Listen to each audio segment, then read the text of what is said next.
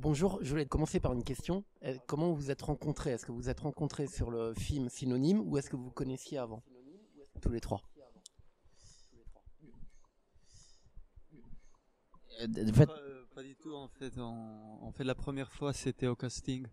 La première fois que j'ai vu Louise et Quentin, c'était à Paris et c'était la première jour que je suis arrivé en France.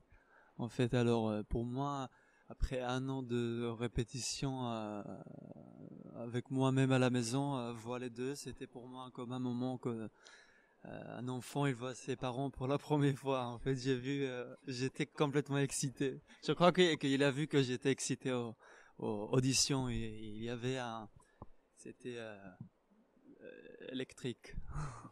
Ouais. Alors oui, c'était la première fois, c'est au casting. Et est-ce que tous les trois vous pouvez me raconter votre rencontre avec Nadav du coup? alors, moi du coup c'était pour donc les castings. C'était au début il castait juste, enfin je veux dire il me castait juste pour le rôle d'Émile et après le trio ça a été voilà. Mais donc d'abord pour le personnage d'Émile avec un directeur de casting et bon bah en fait j'ai le souvenir déjà d'une direction d'acteur exceptionnelle, voilà. Le Voilà. casting. Ah oui oui oui oui, oui. Bah, Le casting, il vous dirigeait. Ah oui, oui, mais en fait, c'est pas grand chose, c'est sa présence et son regard. Et moi, je trouve ça exceptionnel comment est-ce qu'il vous regarde. Et du coup, c'est tout le temps, que ce soit pendant le casting, en répète ou en tournage, c'est pareil. Et voilà, voilà. Dès le premier casting, ça m'a touché ça, voilà. Je suis tout à fait d'accord avec ce que tu viens de dire. Je l'ai rencontré, Nadav, à Cannes après la projection du premier film que j'avais fait, L'amant d'un jour. Et j'ai rencontré Nadav, mais on s'est parlé par hasard. Je savais pas qu'il était réalisateur. On a parlé pendant plus d'une heure et il m'a parlé de sa jeunesse à Paris, de quand il avait 22 ans. Et moi, je savais pas du tout que ça allait être l'objet d'un film. Et ça m'a passionné. Donc pendant une heure, je lui ai posé plein de questions de ce qu'il faisait à Paris et tout ça. Puis un mois après, on m'a appelé en me disant oui, vous pouvez passer le casting. Et c'était avec Nadav. Et après, j'ai vu ses films. Et c'est vrai qu'il y a une intensité un peu mystique. Ouais. Et Tom?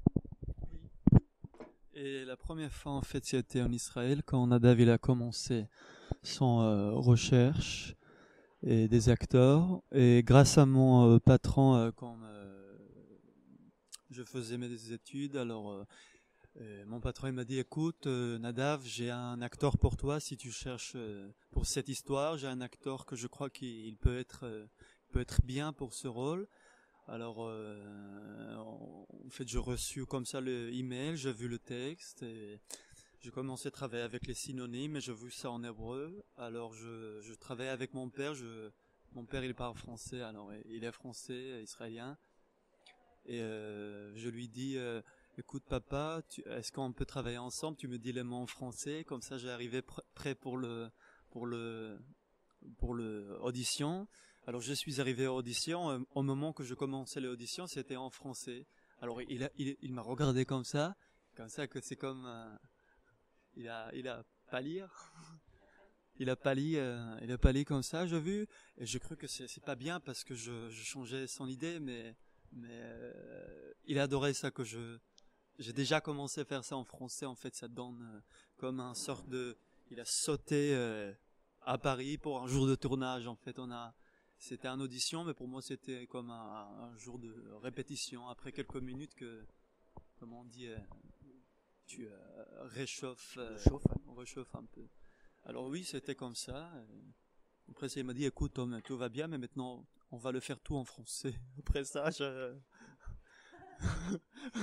après ça, c'était un an très difficile avec moi-même à la maison, avec que j'étais isolé. Je parle pas beaucoup en hébreu et j'étudiais beaucoup.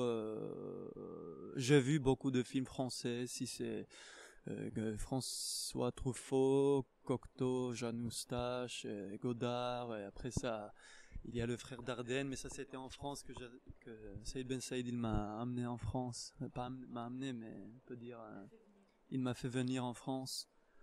Alors, en fait, j'ai fait une rencontre énorme avec le monde du cinéma, en fait, la nouvelle vague. En fait, pour moi aussi, c'était comme être un sorte de jeune réalisateur qui n'est même pas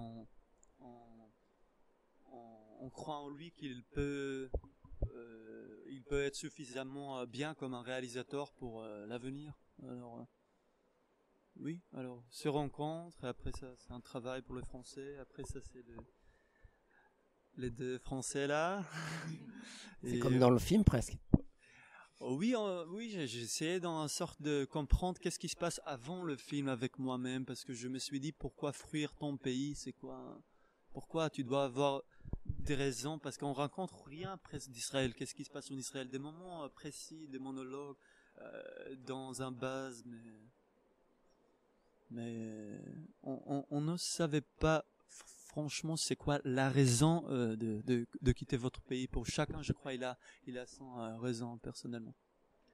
Quand vous avez découvert le scénario, tout à chacun, quelle était votre réaction? Est-ce que vous avez plutôt vu un film politique, un film poétique, un film littéraire, un film qui mélange plusieurs styles? Alors, un film unique oui, un peu politique, mais oui, compliqué à classer en tout cas, ouais.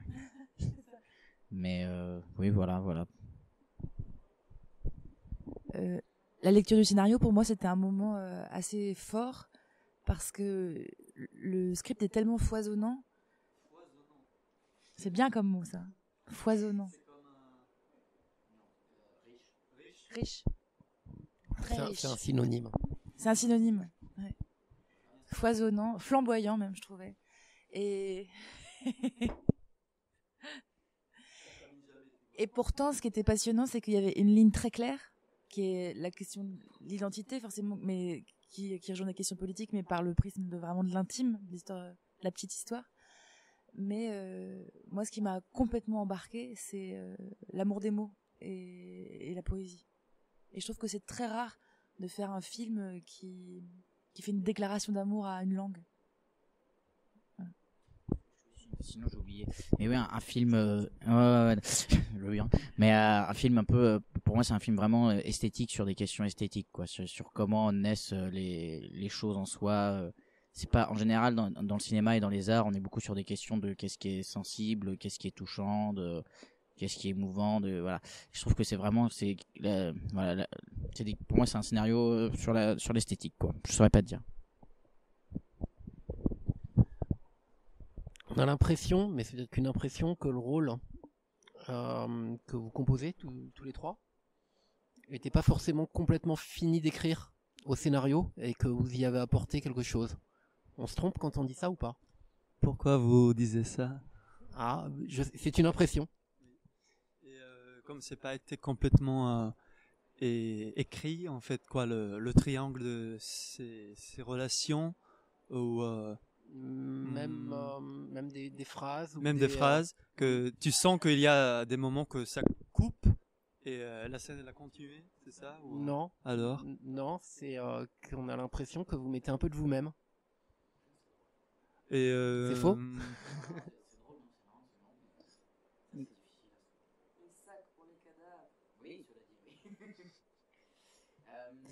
D'abord, moi, je respectais totalement le script comme il est par rapport de texte. J'ai pas dit par rapport de manière ou comment tu entrais dans les chaussures de ce personnage. Mais bien sûr, évidemment que tu dois prendre un grain de toi-même pour avoir un fleur. Alors, c'est ça.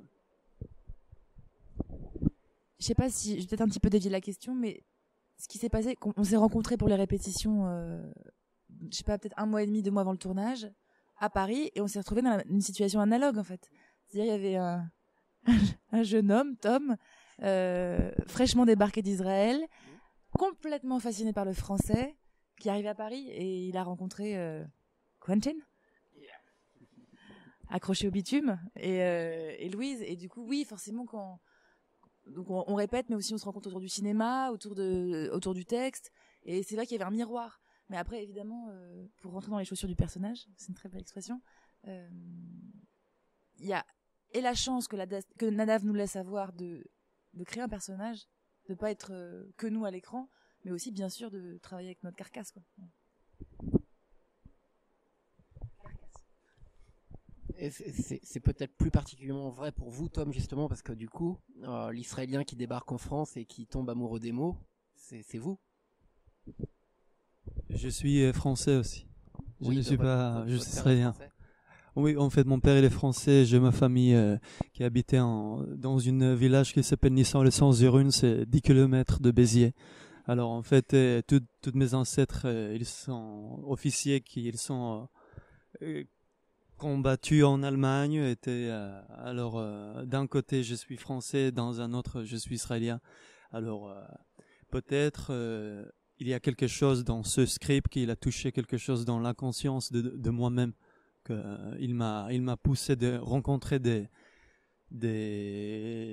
un corps, un système de nerfs que je connais pas dans ma vie privée. Alors, on a beaucoup de nous, je dis en chaque personnage, mais dans quel rapport, dans quelle couleur, dans quel silence, dans quelle violence, dans quelle c'est interminable en fait. Ce film, il y a un truc en lui qu'il est interminable. Alors, je me suis dit, oui, c'est moi, mais d'un côté, c'est pas moi du tout. En fait, moi, je ne suis pas courageux comme Yoav. Je suis courageux, mais je, je, je ne suis pas. Tu sais, il y a plein de choses différentes entre nous. Je n'en ai pas comme lui.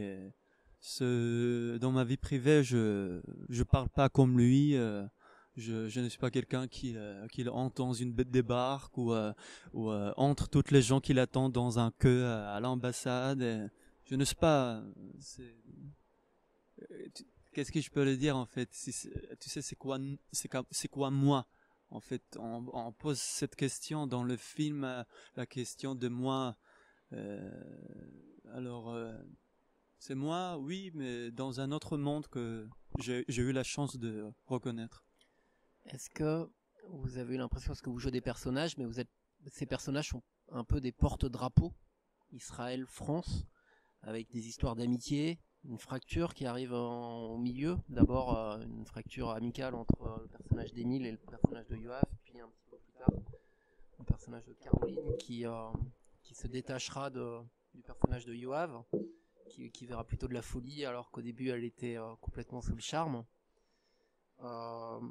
Des divisions, des pertes de repères, des pertes de repères. Ouais. Lost in Translation. Est-ce que pour vous justement cette lecture elle vous est apparue que vos personnages étaient un peu des porte-drapeaux?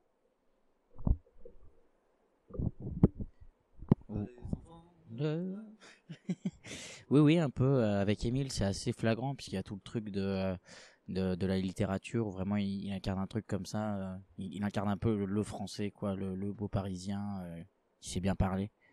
Donc oui, pour mon personnage, je dirais oui, en tout cas. Je sais pas du tout répondre à cette question parce que je trouve que c'est très difficile quand on a le nez collé sur son pays, de savoir quel drapeau on porte. Alors que ce qui m'a plu sur la France, c'est que j'ai pu comprendre quelque chose j'ai vu quelque chose de la France que je ne peux pas voir comme française, mais je l'ai vu par le prisme d'un réalisateur israélien qui filme la France avec beaucoup d'intelligence, et j'ai l'impression que le film parle presque plus de la France que de l'Israël. Alors que quand j'ai lu le scénario, je pensais vraiment qu'on parlait plus d'Israël. Donc je sais pas quel drapeau je porte. Je pense qu'on incarne des personnages d'une certaine bourgeoisie quand même. On n'est pas le français moyen. On est quand même une classe de la population très particulière, dans une certaine oisiveté, un rapport à la culture très privilégié. Donc je sais pas quel drapeau on porte, mais grâce à Nadav, le détour est possible sur la France. Et c'est précieux pour des Français, je trouve, ce film. Et Tom? Oui, il y a un sort de drapeau, c'est vrai. Et aussi pour Israël, aussi pour la France. C'est vrai. C'est vrai, mais je crois que moi, mon travail comme un acteur, je cherche pas le drapeau, je cherche en moi-même qu'est-ce que je peux dire peut-être à ce drapeau. Est-ce que je l'aime ce drapeau? Est-ce que j'ai envie de le dessiner un peu différemment ce drapeau? Mais comment on dit, je peux pas ôter ce drapeau autour de moi et lui dire oui, il est là, là, là, là, là, là. Comme ça, je peux pas le faire. Louise, Quentin, vous avez été mis sur le devant de la scène par Philippe Garrel d'un côté, Desplechin de l'autre. Je pense pas me tromper en disant ça. En tout cas, c'est des films qui vous ont révélé et la critique a été assez dithyrambique sur l'un comme sur l'autre au moment où les films étaient diffusés à la quinzaine des réalisateurs, si je me trompe pas. Les deux en même temps dans la même sélection, je crois d'ailleurs. Et donc, forcément, vous êtes les nouveaux porteurs de drapeaux, mais d'un autre drapeau, celui du cinéma intellectuel français. Est-ce que c'est un cinéma est-ce que vous avez peur des étiquettes et est-ce que c'est un cinéma que vous avez envie de défendre, le cinéma intellectuel français tel que Desplechin ou Garrel et j'ai envie de dire aussi même Nadav défendre? Alors, pas une question évidente. Pour moi, c'est un peu compliqué parce que le cinéma, je l'ai découvert avec Arnaud Desplechin. Je connaissais rien du tout au cinéma avant. Et ce que j'ai découvert, c'est que je pense pas que le cinéma je pense pas qu'un lieu de tournage ce soit une évidence pour un acteur. Je suis pas sûr que ce soit un endroit très simple pour un acteur. Et moi, vraiment, ce que je veux être, c'est acteur, c'est comédien. Et je suis, voilà, il y a beaucoup d'attentes pour un acteur sur un tournage. Donc c'est pas évident pour moi. Après, oui, bien sûr, ce serait plutôt ce cinéma-là que je voudrais défendre. Mais en même temps, le cinéma, il change tellement maintenant, avec tous ces films qui font beaucoup moins d'entrées, avec tous ces... on sait tellement pas à quoi ça va ressembler demain, mais ouais, ça donne envie de continuer à travailler avec les grands metteurs en scène, ça c'est sûr. C'est sûr. Puisque c'est vraiment les plus belles expériences, quoi. Maintenant que je commence un petit peu à bosser avec des mecs qui ont fait des courts-métrages, tout ça, tu vois quand même que les grands metteurs en scène, c'est quand même autre chose de bosser avec eux, quoi. Voilà.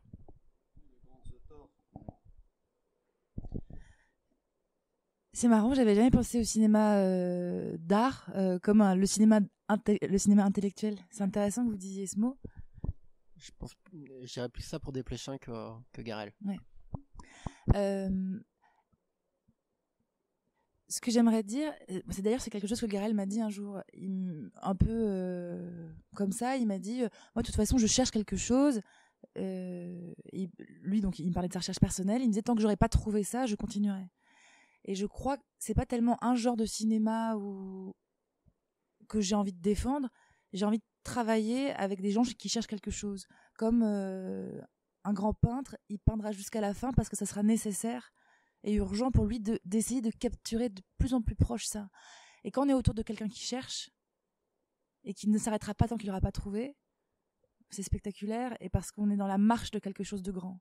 Et Nadav, tous sur ce plateau, on avait tous envie de lui donner le maximum parce qu'on savait que c'était nécessaire d'être là. Et c'est pas faire du cinéma pour faire du cinéma, ça c'est... Moi je préfère faire autre chose.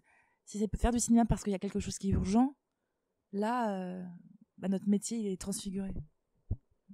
C'est marrant, ça me fait penser à La Belle Noiseuse, mais je sais pas pourquoi je dis ça, mais le rapport à La Belle Noiseuse de Jacques Rivette, c'est Emmanuel Béard c'est Michel Piccoli qui incarne un peintre et qui est en manque d'inspiration et il n'a plus peint depuis la dernière femme qu'il a peinte, c'est sa femme et il va retrouver l'inspiration auprès d'une jeune femme jouée par Emmanuel Béard qui n'est pas du tout convaincu et qui n'a pas du tout envie au départ d'être modèle. Et lui, il est acariâtre, il est tout le temps en train de chercher, ça lui va jamais. Et le film, c'est pendant 3 heures Emmanuel Béard qui pose pour Piccoli. Mais elle devient fascinée par sa manière d'aborder son art et d'être en constante recherche de quelque chose, on ne sait pas quoi, mais d'être en recherche de quelque chose. Est-ce que c'est les rôles? Est-ce qu'ils vous ont fait peur? Est-ce que vous aviez peur de ne pas être à la hauteur de l'ambition de l'écriture? Ou est-ce que vous aviez peur de ne pas être à la hauteur des mots de ne pas savoir les incarner ou de les faire vibrer, ou simplement est-ce que vous aviez peur de ne pas être à la hauteur de ce que pouvait attendre Nadav, qui était forcément exigeant?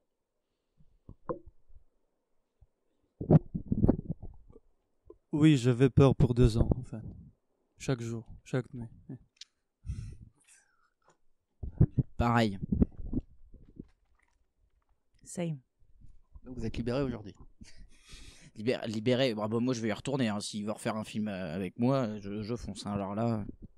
Alors je reviens sur la direction d'acteur, parce que vous disiez que dès le casting vous sentiez un grand directeur d'acteur. Vous êtes entièrement remis à lui complètement, vous êtes complètement abandonné à lui, il vous a guidé jusqu'au bout, ou est-ce qu'en vous oubliant, ou est-ce qu'au contraire c'est un directeur qui attend beaucoup de vous, de vos propositions, et qui vous dit tiens, ça c'est ça qui m'intéresse, développe-le? Il est complètement connecté au présent. Donc à partir du moment où il nous a choisis, nous étions les personnages. Et avec nos propositions, il est tout le temps en train de rebondir. Et il lâche rien. Mais il va jamais, enfin je parle pour moi en tout cas, il va jamais anticiper des choses ou nous proposer des choses qui ne seraient pas à nous. Et c'est génial parce que du coup, on se fait monter ensemble. La question. Désolé.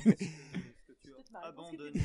Non, mais. Quel style de directeur d'acteur il est, Nadav? Bon, en fait, c'est assez simple. En fait, c'est marrant. Des fois, j'y pensais la dernière fois, mais je me disais qu'il y avait des directeurs d'acteurs très différents et je me disais qu'il y a des réalisateurs qui portent leurs films. J'en parlais avec je sais plus qui. Ils ont une telle foi dans leur projet que même avec pas d'argent, pas de matériel, ils arrivent à faire des grands films. La Nouvelle Vague, tout ça, c'est vraiment la démonstration de ça, quoi. Et il y a un peu un truc de cet ordre-là avec lui. Il a une telle présence. Oui, il a un tel regard. C'est peut-être pendant le tournage aussi où c'est vraiment très fort. Du coup, c'est un peu comme au théâtre. C'est qui tout double, c'est maintenant, c'est ce soir, comme pour une représentation. Et du coup, par contre, voilà. Du coup, dans la direction en soi, c'est assez simple. Fais plus comme ça, fais plus comme ci, mais je n'ai jamais vu qu'il te transperce du regard. Il n'y a rien qui lui échappe. Et du coup, le moindre mini truc, il le capte, il te le dit un peu de changer. Mais en soi, la direction en elle-même est assez simple. Pour moi, avec Nadav, c'était le 15e jour, on avait 31. Le 15e jour, on a discuté durant les scènes. Il m'a dit ici, tu dois être un peu plus présent. Ici, tu n'as pas besoin de bouger beaucoup. Ici, tu as fait trop. Ici, moins. Et je me souviens moi-même que je savais complètement le texte. Par exemple, la première scène, j'écris à moi-même 42 et mouvements pour faire toute la scène. En fait, je ne sais pas comment je vais le faire toutes les 42, mais je l'écris. Alors il m'a dit, mais t'es dingue, tu te souviens tout le 42? Je dis, non, mais par exemple, un homme, il sort de son bureau, il rentre à la maison. Tu sais combien des mouvements il fait jusqu'à qu'il rentre de chez lui? Alors je dis, je ne sais pas, peut-être 1000. Je dis oui, mais il fait ça, il ne sait pas, il fait les choses. Alors, je dis à moi-même, je répétais les choses comme quelqu'un il répète son métro au quotidien que ils viennent le matin soir. Et il m'a dit, il m'a donné. Après ça c'est la 15e jour après, il m'a donné la liberté totale, il ne me parle pas avec moi. C'est comme, il m'a dit bonjour, tout ça, mais on a parlé parfois, tu sais, mais il n'y a pas presque il m'a pas dirigé en fait, il m'a donné la liberté totale parce qu'il sait que je respecte l'écriture, que je respecte les choses que peut-être je crois que Nadav il cherche. Alors oui, c'était moite-moite, c'était et papa à la main, et après ça, et l'enfant à courir dans le sable. Je pourrais dire que il n'a pas un art ou une méthode de direction d'acteur. Tout repose sur l'instinct. Brut. Alors justement, pour interpréter ce texte-là, Ultime chose, je trouve ultime. Mais je pense qu'il est plus intéressé par le concret que par le sensible. Voilà. d'accord. Euh, Un peu obscur, mais c'est vraiment ce que je retiens, moi. est-ce que vous avez eu besoin de comprendre le texte au sens de le maîtriser pour pouvoir l'interpréter? Est-ce que vous aviez besoin de donc pour comprendre le texte, est-ce que vous aviez besoin de comprendre l'homme, Nadav? Est-ce que vous aviez besoin de comprendre l'artiste ou même la personne engagée, la personne qui est en combat politique, on va dire, ou social? Et comment vous avez fait pour être sûr de bien comprendre ou de bien maîtriser? Concernant le texte, c'est ça? Ou... le film, du coup, le projet. Ah oui. Oui, bah dans mon cas, moi je me suis attaché aux situations parce qu'effectivement le film en entier il est compliqué à prendre, à tout comprendre, tout ça dans ses moindres détails. Donc moi je me suis attaché aux situations des scènes, de chaque scène, de l'objectif un peu des scènes, comme on dit dans les cours de théâtre, l'objectif de la scène. Et puis sinon non, je me suis beaucoup concentré sur l'histoire d'amour quoi que vivent Émile, Caroline et Yoav. Voilà. Le scénario était tellement riche que je pense que il n'y avait pas besoin de Nadav. C'est comme le film, là, quand je le vois, je me dis, il parle tout seul aussi. Plutôt, vous n'étiez pas dans la maîtrise, plutôt dans l'abandon du coup par rapport à. Il y a du travail. Au chant des mots quoi. C'est évident, il y a du travail. Oui, par rapport à la musicalité, mais c'est plus pour vous deux, je pense. Mais c'est indéniable qu'il y a un travail, mais j'avais pas besoin de comprendre l'univers réel de Nadav pour m'insérer dans l'œuvre que je trouvais tellement concrète, réelle, poétique, précise, que le texte parlait pour lui. Après, bien sûr, on a travaillé avec Nadav, avec les acteurs, mais cette planète-là, j'en avais pas besoin. Je l'ai rencontrée avec joie, mais c'était pas l'essentiel. Et Tom, c'est peut-être un petit peu différent parce que... Oui, par rapport de la langue. En fait, je parle pas du tu en français. Tout le film, il est en français. En français assez... à la fois ancienne, à la fois il essaie d'être moderne et communiquer. Et d'un autre côté, il utilise la langue pas pour parler avec des gens ou pour oublier sa langue maternelle. Alors je me suis dit, il y a à la fois, tu dois avoir une sorte de communication avec les autres, mais d'un autre côté, tu utilises la langue pour oublier, alors pour ramasser, pour dévorer, alors je me suis dit, je dois utiliser les deux côtés. Alors c'était dangereux parce que je me suis dit, tu peux pas être complètement dans le dictionnaire. Et aussi, tu peux pas être complètement français qui parle, tu sais, comme ça, voilà. Alors, oui, c'est ça. Et Yoav, c'est un peu le double de Nadav aussi. Un double de Nadav, et c'est son biographie d'abord. Donc vous n'aviez pas cherché à approfondir quel sentiment en lui, ouais. En lui. Quoi, c'est comme mimer Nadav par exemple ou regarde, c'est être un clown un peu, c'est comme je mime quelque chose, c'est pas je peux pas le faire parce qu'en fait je tue moi-même. Alors c'est où ta racine pour ce texte. En fait, je peux faire le texte directement, je peux capter, savoir tout, et il faut que je savais tout le mot, la définition en hébreu ou en anglais. Moi, je crois que c'est... Par exemple, le film de Barbara avec Jean Balibar. Alors, je crois la question que je posais, c'est où Barbara terminait, où Jean Balibar elle entre, ou Barbara... Je ne sais pas où est le ligne entre les deux. Alors, oui, tout le monde aussi dans le film, il ne sait pas son place. Le réalisateur, il a commencé à tomber une histoire d'amour avec Barbara, et ça devient un peu fou. Mais il a dit qu'il avait plongé dans sa biographie personnelle, mais qu'après, il faut rencontrer quelqu'un de suffisamment hors du commun pour lui permettre d'oublier qui il était à 22 ans. Donc je pense que Tout le mouvement que j'ai écrit, j'ai complètement respecté le texte. Alors il m'a donné la liberté pour maîtriser comme Tom. Mais d'abord, je viens pour son somptueux scénario. Je respectais le scénario, mais après ça, il m'a donné la liberté. Il m'a pas beaucoup dirigé. Alors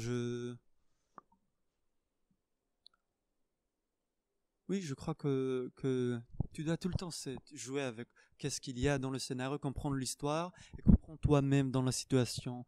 Ton corps, il est où aujourd'hui? Qu'est-ce que tu sens? Pourquoi mon genou il est mal aujourd'hui? Je ne sais pas pourquoi. C'est des trucs comme ça. Je ne sais pas pourquoi elle est mal, mais elle est mal aujourd'hui. Alors comment? Est-ce que Nadav il est mal au genou aujourd'hui comme moi? Alors qu'est-ce que je fais? Juste ça c'est la différence entre nous aujourd'hui. Demain ça va être quelque chose d'autre. Alors, une question un peu longue. Pour Tom, je pense plutôt.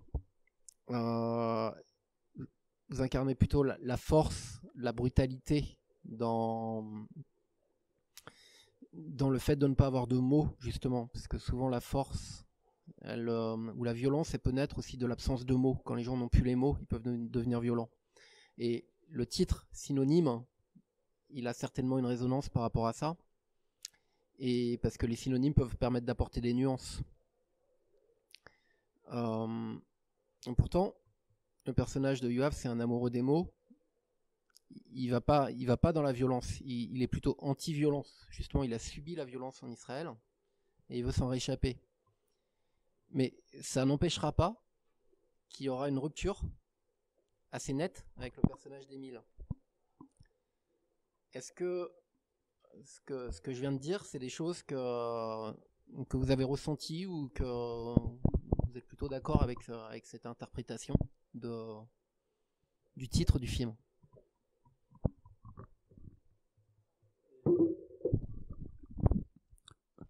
D'abord, je suis bien d'accord avec toi qu'il a subi la violence, mais c'est comme un jour il a compris qu'il a subi la violence complètement profondément, qu'il a quitté son pays brusquement. Et il a commencé sa nouvelle vie. Et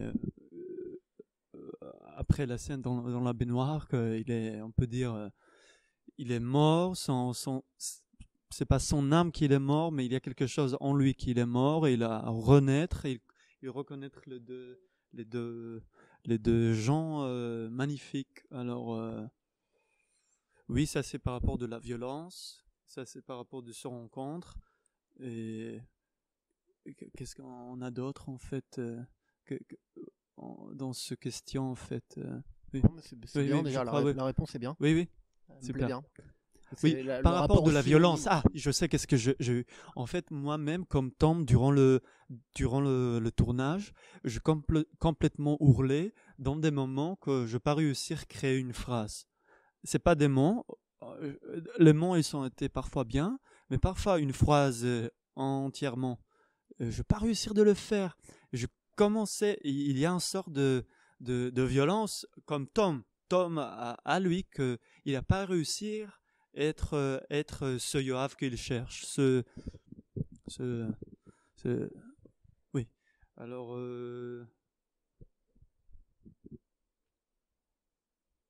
Oui, alors je crois que la violence de Yoav et la violence de Tom, il a commencé à mélanger par rapport de ce monde les phrases ou les mots, et ça crée quelque chose, je crois. C'est pourquoi il a son façon à parler, son manière, son style. Ouais. Est-ce que Nadav, il vous a donné des films à voir, ou des livres à lire? Parce que en conférence de presse, vous nous avez cité Camus, mais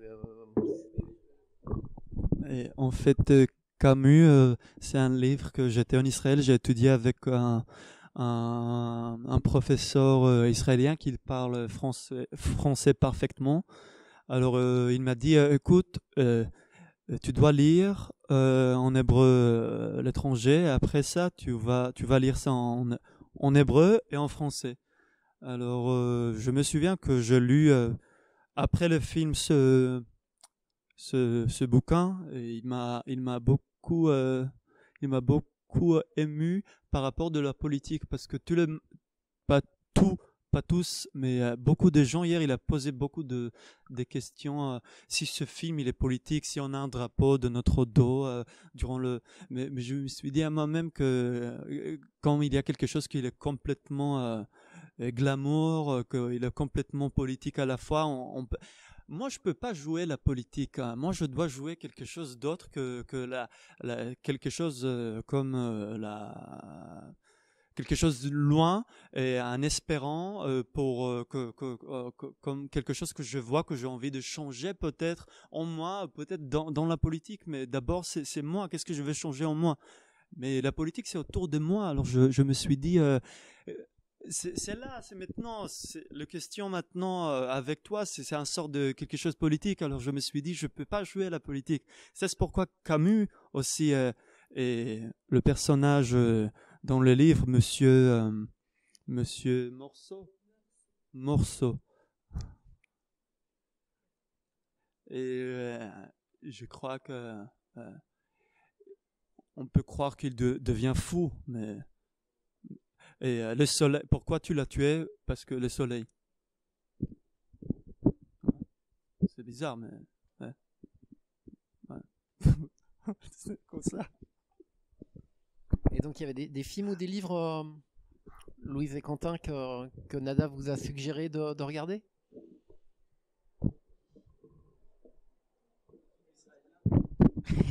Non, mais il me semble pas. Non, il nous a rien donné pour. Même pas La petite amie d'Émile de Nadav. Non, mais effectivement, non, pas vu. Moi, j'étais furieuse, je savais pas qu'il avait fait ça, je l'ai vu après. Je suis très fâchée contre lui qui me l'ait pas dit.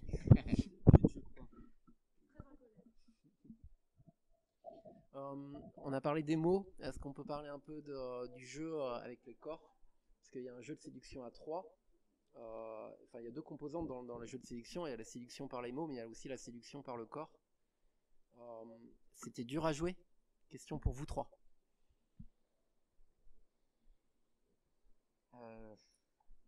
Je sais pas, en fait, tout était tellement dur. C'est par rapport à la pudeur, peut-être? Ça? Les trucs sur le corps? Pas forcément. Pas forcément. Il peut y avoir plein de raisons pour lesquelles c'est dur à jouer d'interpréter une attirance. Ouais, je sais pas. Moi, je trouve que ce qui caractérise le cinéma de Nadav, c'est la sensualité, en fait. Donc, je trouve que ça fait vraiment partie d'un tout, quoi. J'ai pas le souvenir. C'est pas évident. Hein. Moi, je me souviens que ce que j'avais trouvé vraiment difficile pour mon personnage, qui avait moins de clés parfois, je veux dire verbales, qui était de tout créer par les regards, par le corps, par la pensée. Donc, je me suis inventé tout un parcours, mais très intime, en deçà des mots. Et ce qui était le plus difficile, c'était de comment faire exister et non exister le rapport que le couple initial a. C'est-à-dire comment ils se divisent complètement alors qu'il y a cette espèce d'électron libre qui débarque dans leur vie, et comment à travers cet homme-là, il y a quelque chose qui se passe. Mais je dis quelque chose, c'est-à-dire que c'est pas précis, mais c'était pas précisable, je sais pas comment dire. Donc ma réponse est aussi floue que ma, mais je trouvais ça difficile d'être très précise dans la tension, en fait. Ouais, non, mais je suis d'accord avec toi. Si, on est dans une grande tension quand on joue avec lui. Et alors, je vais reprendre sur des choses que je devrais dû dire plus tôt. Mais effectivement, c'était hyper dur de dire le texte. Le texte est hyper dur à dire quand est-ce qu'Émile parle et tout. Et c'était vraiment. Moi, je trouve que comédien, c'est un peu passé de l'abstrait au concret. C'est-à-dire, tu lis un texte et puis le sens est là. Je veux dire, on n'a pas forcément besoin d'un comédien. Il suffit de bien le lire et on reçoit tout. Mais pour moi, le comédien, là où c'est un grand comédien, c'est que concrètement, tu as le sens, les mots, l'émotion, la situation, t'as tout. Tu passes de l'abstrait au concret. Et c'était très dur, en fait, avec cette tension-là, de passer toute l'émotion, tout le sens et tout ça, juste dans les mots, dans les phrases, d'aller jusqu'au bout des phrases et tout ça. Et voilà, du coup, je ne réponds pas à la question, je réponds à une autre question. Tu veux essayer, toi aussi? C'est par rapport à la sexualité entre les trois, ce triangle de relation par rapport de son corps aussi. Rapport au corps, ouais. Le rapport au corps. Et moi,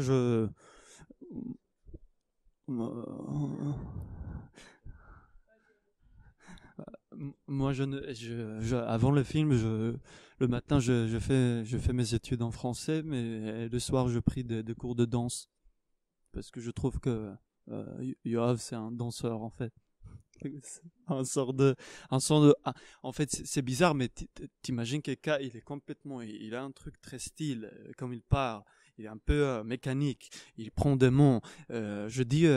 Écoute, ok, c'est un robot, je comprends, il répète des mots, il y a quelque chose de très mécanique, mais comment je casse ça et je commençais comme mettre c'est pas de l'huile, mais pour tu sais, comme pour les articulations, que ce soit plus ouvert, plus ouvert, plus ouvert. Et j'imagine que si tu mélanges ce côté mécanisme avec le côté de la longueur, le corps qui l'ouvre, qu'il tombe, qu'il est dans un mouvement, la liberté de corps, le free, c'est ça. Si je mélange les deux, ça va être plus intéressant pour lui et pour moi.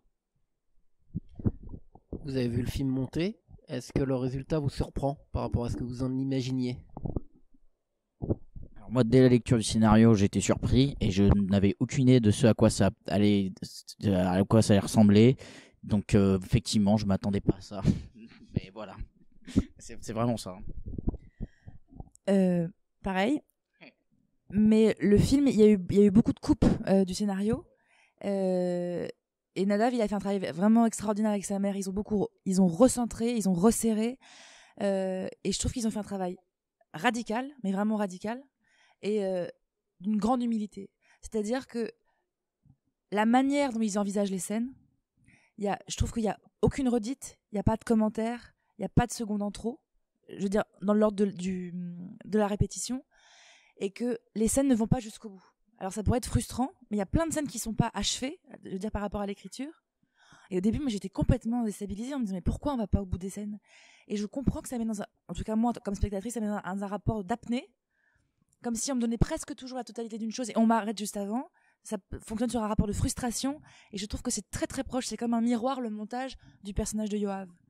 Et je trouve que c'est brillant. Donc je trouve qu'ils ont fait un travail de réécriture au moment du montage, que je trouve extraordinaire, vraiment. Donc j'ai été très agréablement surprise.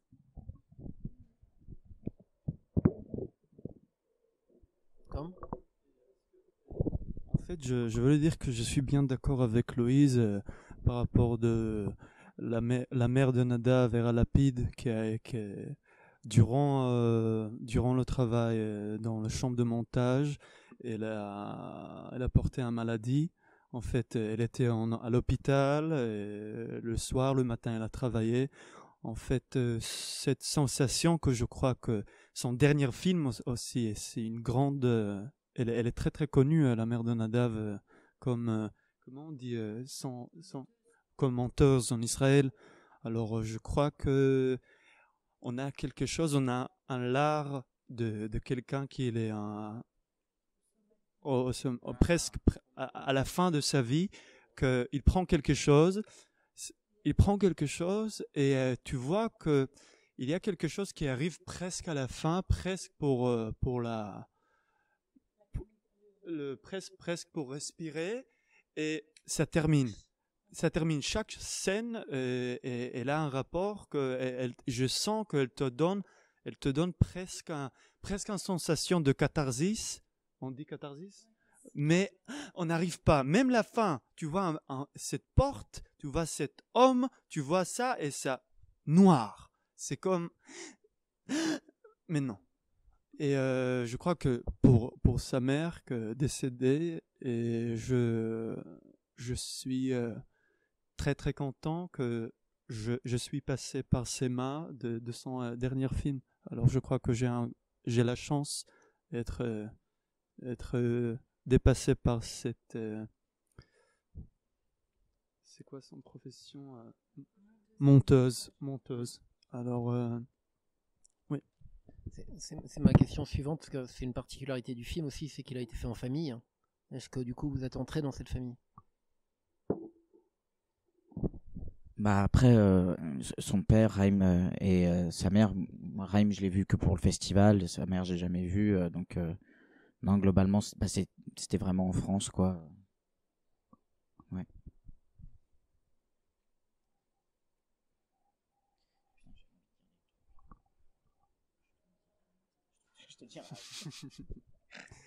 Alors, vous sentez comment la Berniale du coup là? Vous avez un feeling particulier?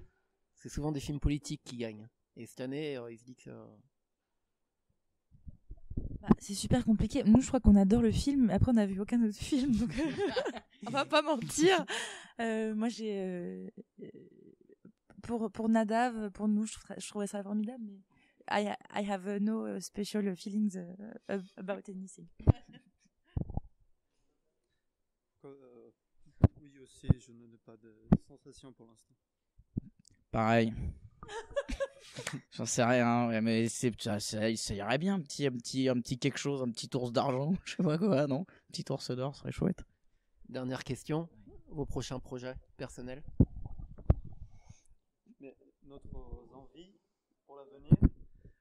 Moi, j'ai trop envie de travailler avec Arax ou avec les frères Dardenne, qui m'intéressent beaucoup. J'ai vu tout de lui alors. Oui, Grand écart là. De Carax aux frères Dardenne, on a. oui, de un Français, de des cinéma. Belges, mais pour moi, je vois pas la différence comme quelqu'un qui arrive d'ailleurs et il a débarqué ici. Alors, je trouve, j'ai trop envie.